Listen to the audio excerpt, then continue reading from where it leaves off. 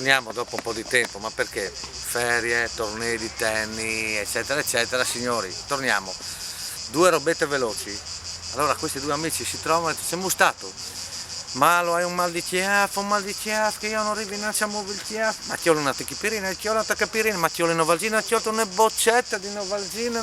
Ciale, io provo col brufen, con l'occhio, tu prova l'occhio, prova con l'occhio, un cerchio cerebrale, non rivinascio a muovere il chiaffo, è una roba vergognosissima.